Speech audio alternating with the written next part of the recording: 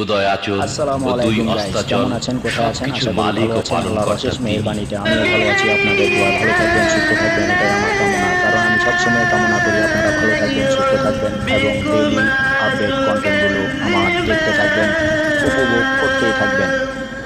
তো hey guys, জিন আমি ও চলে মানব এসেছি জাতি, আমাদের তোমরা কুমিল্লা তোমাদের গুমতি রবের নদীর নাম কোন কোন অনেকেই কুদরতকে শুনেছেন। এই অস্বীকার সেই করবে? গুমতি নদীর বেড়িবাঁধের উপর দিয়ে রাস্তাটা। আমি এখন চলে যাব গুমতি নদীর দুটি রাস্তা সমুদ্রকে ধরে তিনি সোজা পরস্পর মিলিত ময়লার হতে দিয়েছেন। মোড়ের কাছে। ওখান থেকে একটি আমার ইমার্জেন্সি কল হলো, ডেড বডি নিয়ে চলে আসবো কামারখাড়া।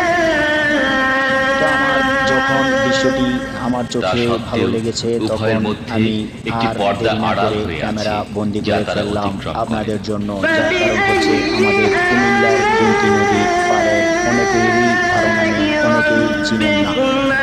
তো যারা আমাদের কুমিল্লার নাম শুনেছেন, গুমতি নদীর নাম শুনেছেন, আপনাদের জন্যই আমি আজকের ব্লগ কন্টেন্টটি তুলে ধরলাম। আমাদের গুমতি নদীর যেই রাস্তাটি চলে গিয়েছে গুমতি নদীর পথ ধরে, আইল বলে কেউ, কেউ বা বেড়িবাঁধ বলে। তো আমি বেড়িবাঁধের উপর দিয়ে একটি রাস্তা হয়েছে, এই রাস্তাটি ধরে আমি চলে যাব আমার গন্তব্য স্থানে। ওখান থেকে আমি ডেড বডি নিয়ে চলে আসবো কামারখাড়া। তো যাই হোক, আমার সঙ্গে থাকুন, আমার পাশেই থাকুন, দেখতেই থাকুন, উপভোগ করতেই থাকুন আমি কোথায় যাচ্ছি এবং আপনাদেরকে কোথায় নিচ্ছি।